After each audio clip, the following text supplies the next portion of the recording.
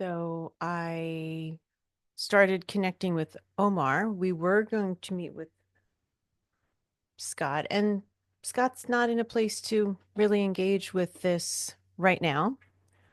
I could only imagine how overwhelming everything about this has been. And here I am kind of meddling in his energy field. So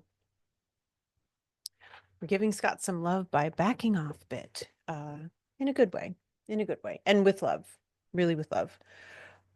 But I am checking, I was just checking in with Omar. I'm just seeing if he's now going to show off how he can show his energy in different colors. But so let's keep an eye right here. No, not when I'm moving my hand because that's going to make it move. Anyway, that'll manipulate the camera. Oh, I see it. I hope you all can see that. It's not quite a circle, but it's definitely an arc. Yeah, so people in spirit, and I've seen this happen in many recordings, can manipulate electronics in really cool ways. And it's such a nice way to see their presence. One friend of mine, her daughter would change her background in her room to, I think I don't know if it's pink or like a lavender, but it'll get pink and then lavender and pink and lavender, and it really kind of moves. And I've seen that many times for my background, that there are times when it's super blue. It is actually blue, like the color that it looks like right here is the color that it is.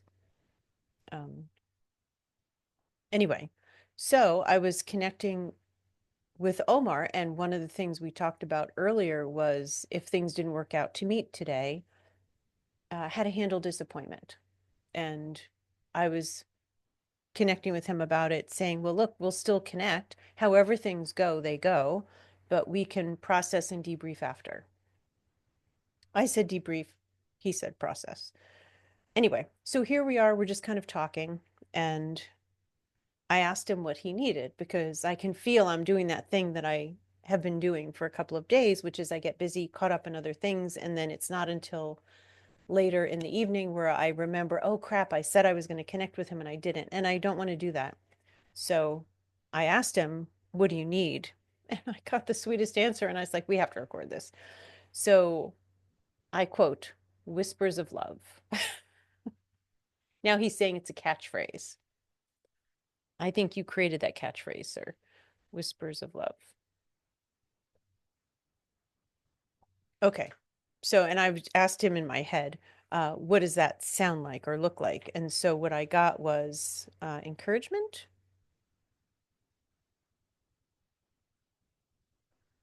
belief in my goodness,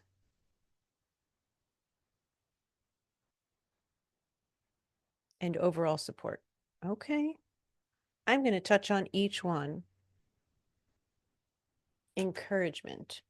Dude, you have been doing great at connecting, talking things through, looking for new understandings, really looking to, yeah, at your own foundation, the core of your beliefs.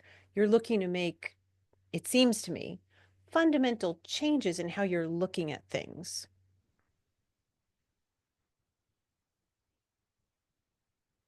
Really? Okay. He's using the term like you were having, are you currently having this? He's calling it a soul's crisis. What does that even mean? A soul's crisis?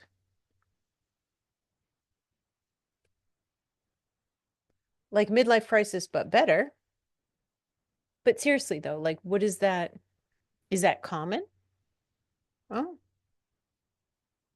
for souls you've been doing wrong and you want to change. It is common. Okay. Just now, he's showing me my friend's mom, who can be a spicy individual. And my friend has recently noticed, she's also a medium, how her mom is changing and being different. So, got it. Okay, interesting. A soul's crisis. So, like a midlife crisis. So, why don't you tell us a bit about yours, if you want to, whatever you want to share?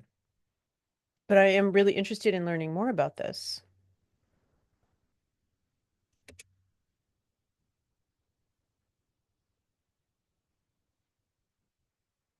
Sorry, I'm getting something, but it's not quite fitting. Oh, don't seem innocent? You're saying that to me. Don't seem innocent? Like naive or dumb? All right. Sorry. You might be a little testy. Are you feeling a little testy? Well, I'm glad we're talking. This is good. This is fine. Okay. So you're lashing out a little bit. Why are you lashing out? He's saying I'm not paying a lot of attention to his emotional needs. Okay. Yes. I was sitting here having a snack and I wasn't really asking you, but I say this with love. Your emotions aren't my job or my responsibility. Mine aren't your job or your responsibility either, right? I pardon me. Okay. Okay.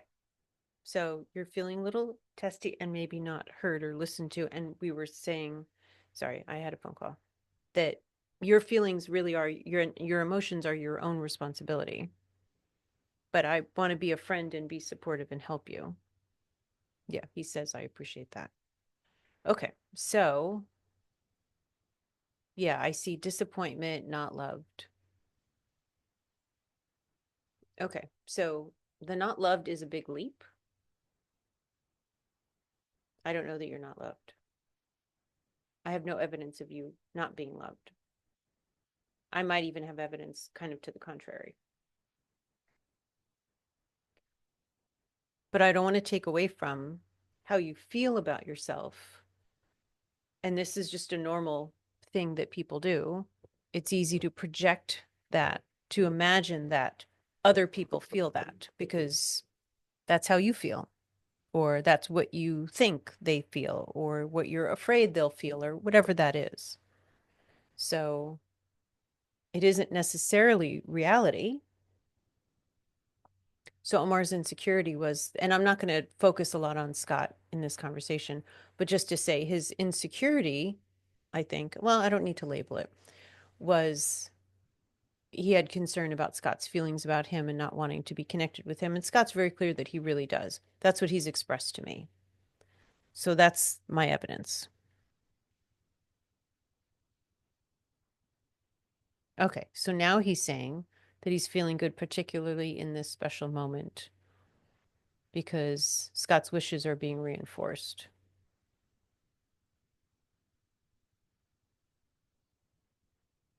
and that he has many good memories with Scott that he'd like to share, like proud moments when, yeah, when he's ready.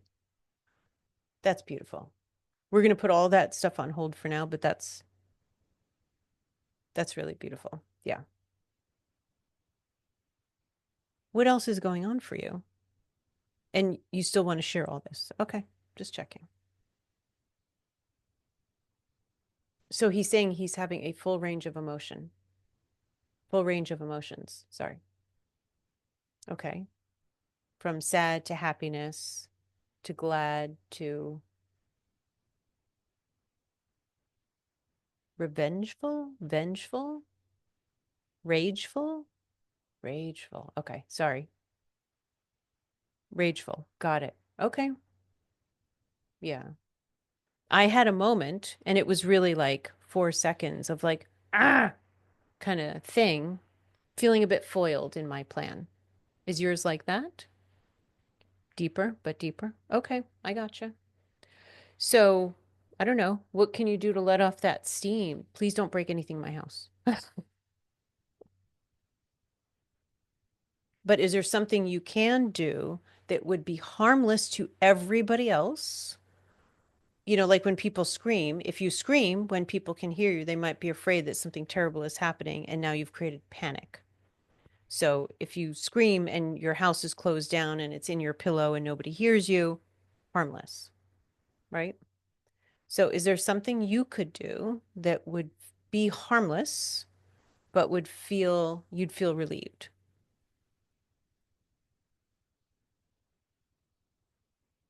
Okay. Then he said he wanted to cry some tears. And just a reminder, you may already know this, you may already know this, that anger really does cover up sadness. So that you're looking to get in touch with the sadness is quite elevated of you, sir. Yeah. And I'm feeling a bit tearful with you because I get it. And I can feel the sadness of it. It is, yeah, it's real. I get it. Yeah. Revoke, revoke. Are you using like two words at the same time? It's confusing. All right. Sorry. Go ahead.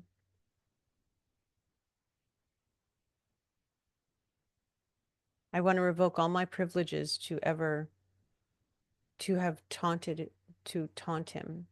Am I getting that right? Revoke your privileges to taunt him?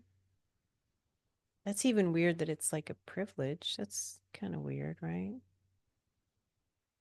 He says, I see and hear that now. Yeah, I hear and see that too. I hear it. Okay. So how about we look at that like not a privilege? I don't know how to look at it. I don't have a reframe in my back pocket right now, but did you mean something else and it that's just how that came across? But did you really underneath it really mean something different than that? Maybe because you're having a lot of emotions right now, maybe it's harder to communicate. Because I don't think that's how you really, well, I don't know. Ah, I'm sorry. And you said you wanted to feel the sadness and I kept talking. So why don't we just sit with it? Let's just sit with it and just be with it and not, you know, run away from it. Yeah, I'm going to sit in it with you.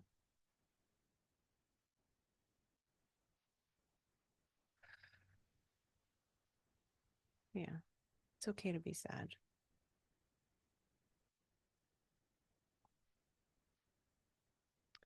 Yeah. He's saying when somebody means so, they mean, it's not great English, but means so special to you. Um, it's hard to let yourself down because of them. Yeah, like setting up an appointment that somebody can cancel.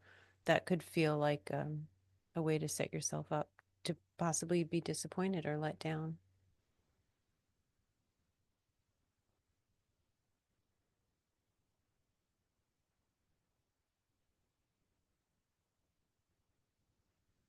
There's misunderstandings.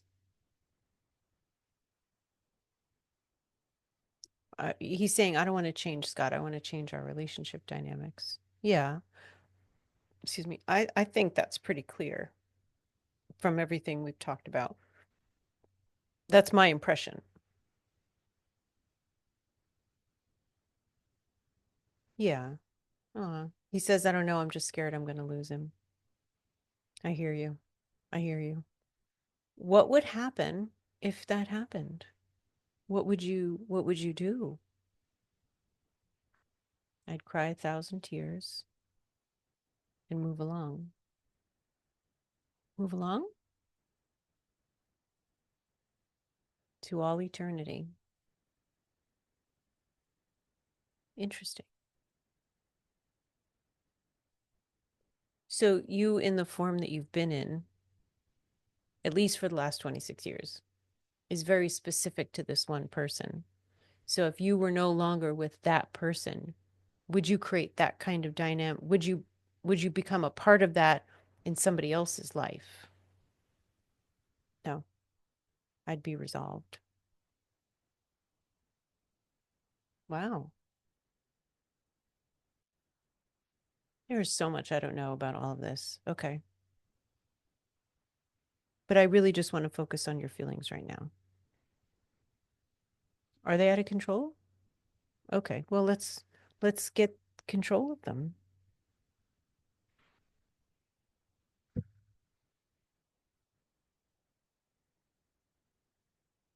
We're just going to take a couple of breaths. Oh, I'm seeing us breathing in golden energy and golden light.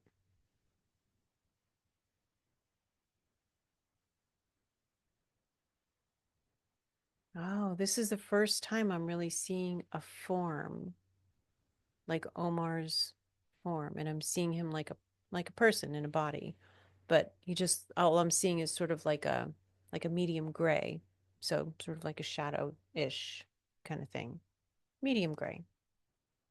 And I'm able to see this in my mind's eye, of course, him breathing in this golden energy.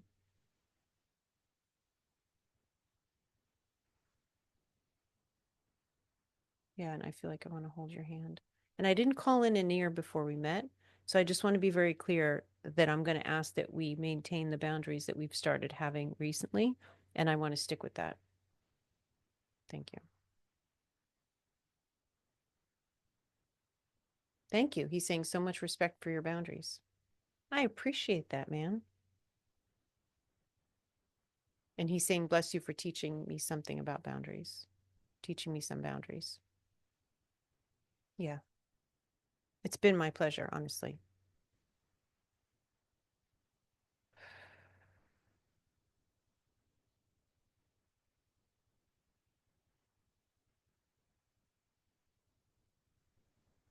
I feel like his energy has shifted.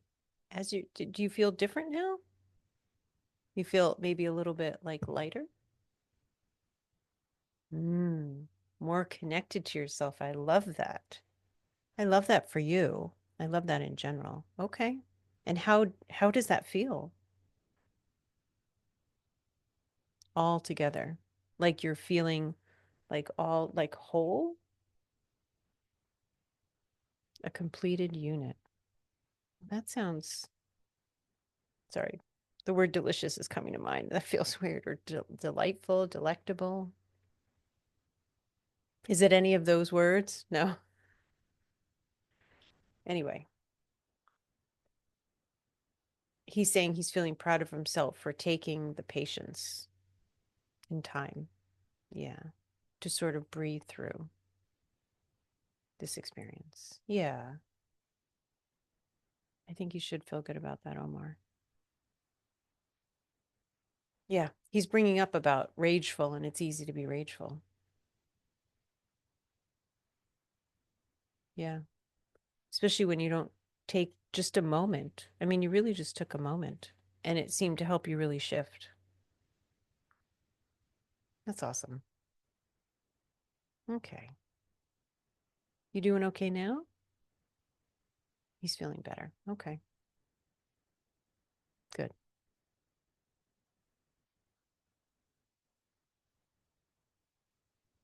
Really? He's asking me to tell him what my biggest blessing in all of this has been. When you say all of this, do you mean like working together and meeting you?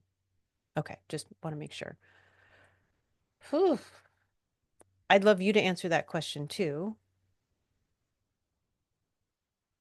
Wow.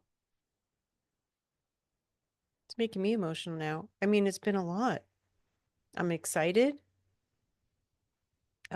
This is kind of like intriguing in a way, like somebody sharing this in-depth information with me that's giving me this like, yeah, more specific understanding or taste of what your life, your experience might be like, and it's so different from what I know about or what I'm aware of. And it's also giving me hope, like a lot of hope that mediumship, something that I find so precious, can help so much in this way.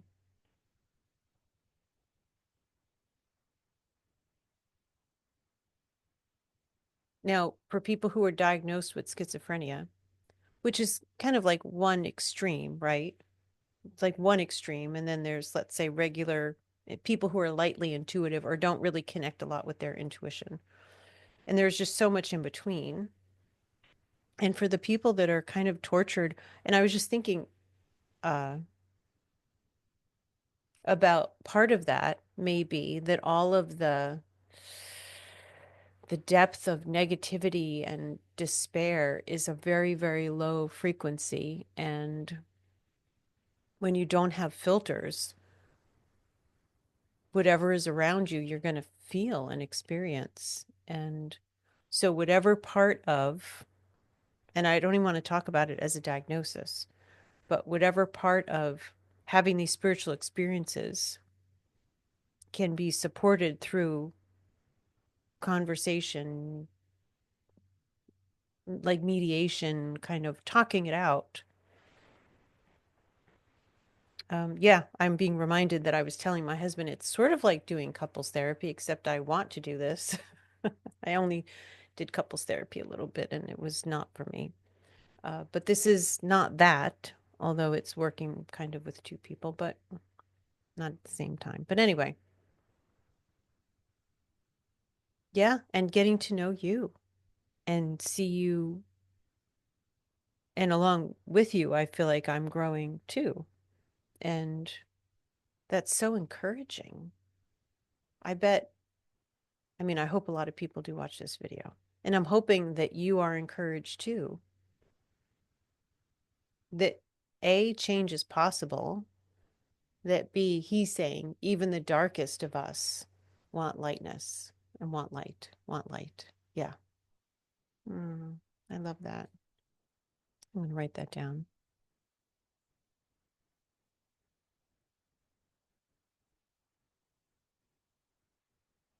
Light or love to draw? Light and love? Yeah. Yeah, I totally get that about you, Ohmar, from what you've shared with me. Yeah.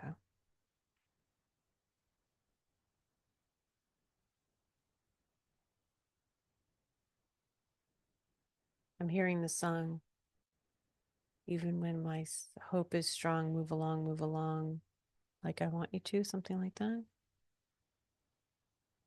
We move along. Oh, so sorry, you were saying that you would move along. He's saying go to the light. So you're not, oh, I'm gonna have to think about this one.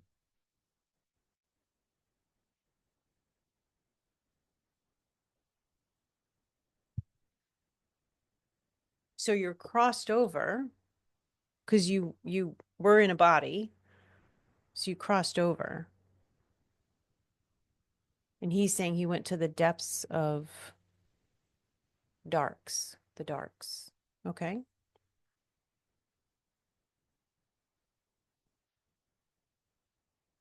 He's saying there's an absence of light, excuse me, absence of lightness. Okay. And he's saying it's never what you're going to expect it to be. It's terrible, of course, and you expected that, but it's a different kind of terrible. Misery loves company is an understatement. And that's why the people who have no filter are miserable. Am I getting that right? Yeah. The highly psychic can be tortured more easily than the rest of us. Yeah. Yeah. So it seems like having people become aware of this, if that's like their spiritual perspective, let's say, or context, and then to teach them about like energetic boundaries and doing things to lift your vibration. I'm actually feeling some uh, chills and stuff in my body. Is that from you? No, is that from someone else? The Prince of Darkness. Oh, an ear, an ear, an ear, an ear. Uh, please come here. I just realized that rhymes. I'm not trying to put anybody out of business here. We're just looking to like transform shit when people want to.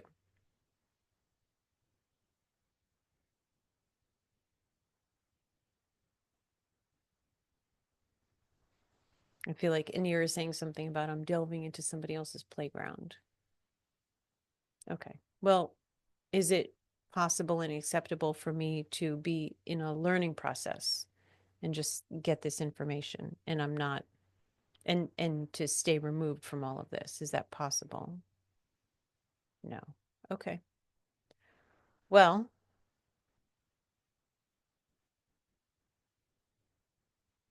I'm asking Anir what I should do, and he's saying to circle back around.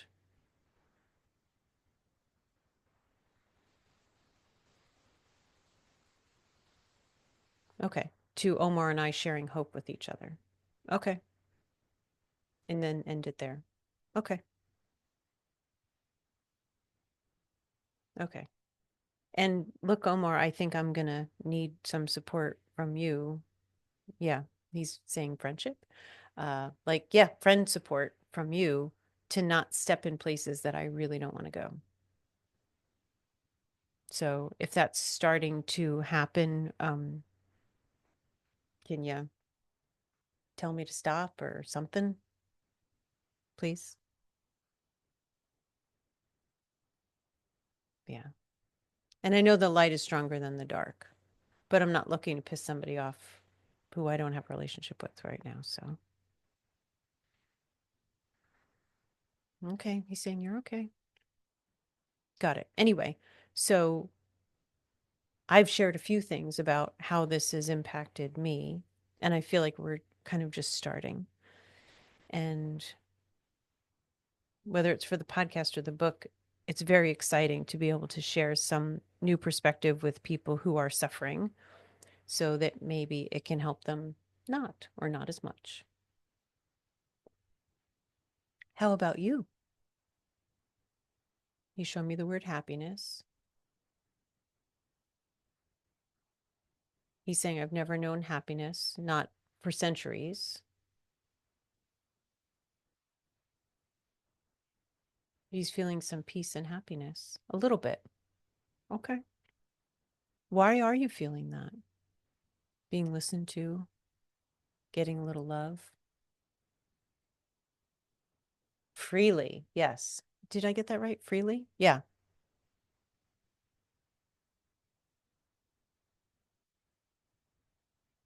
Yeah. He's saying of my own volition. I'm treating him with some love. Yeah. Very true. Very true. Okay. What else? Is there something else? Hmm. He feels like a better person. Staying more aware of himself. Right. Right away and right here and now. Yeah. Hmm.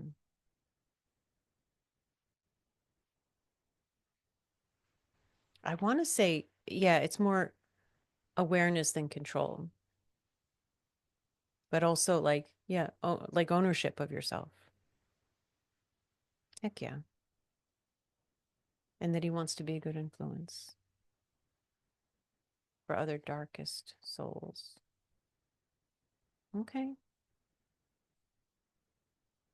I think he just said, I'm going to send them all to see you. Let's take it one step at a time, please.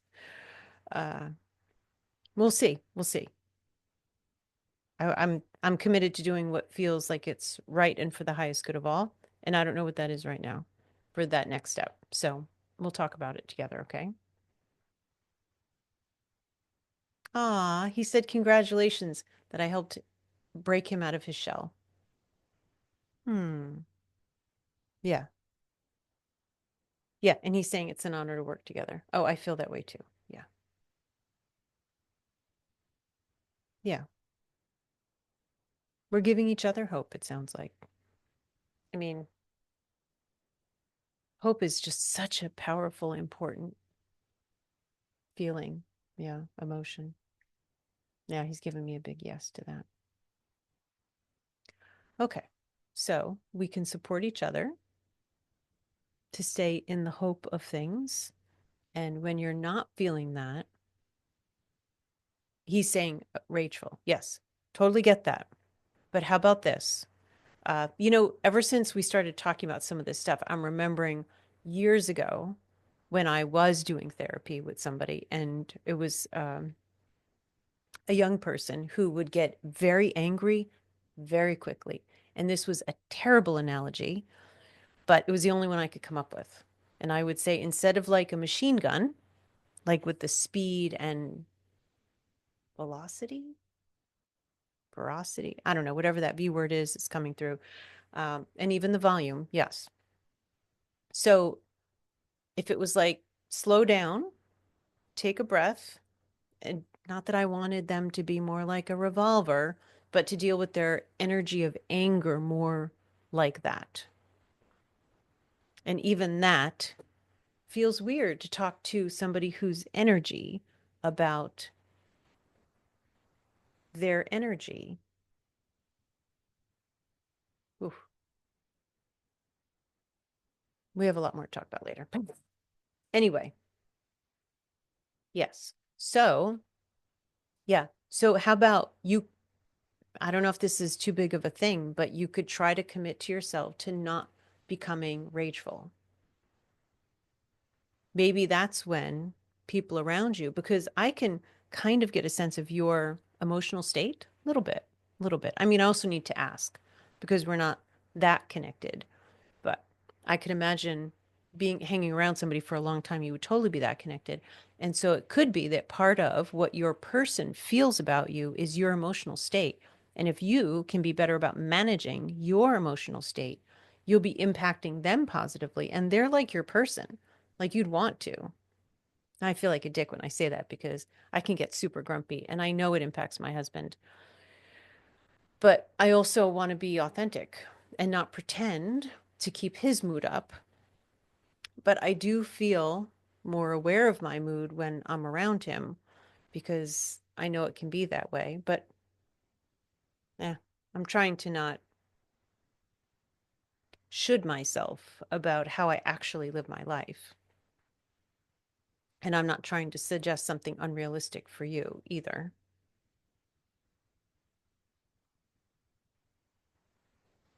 Yeah.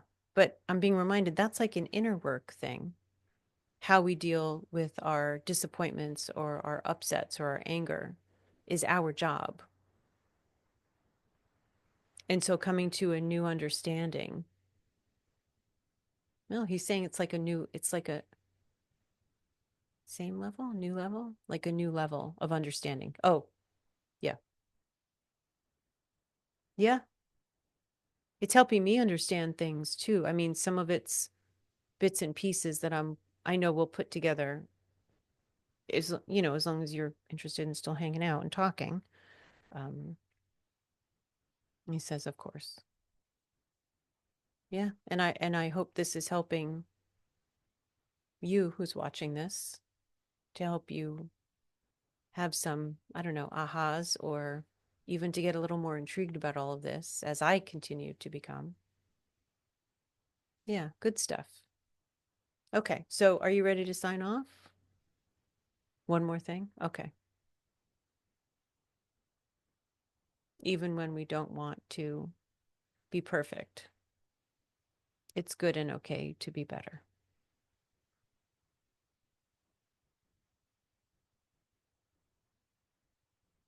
I don't know, for some reason that really hit me. Yeah, I love that. Wise words from Omar. Okay, well, thank you, and thanks for listening.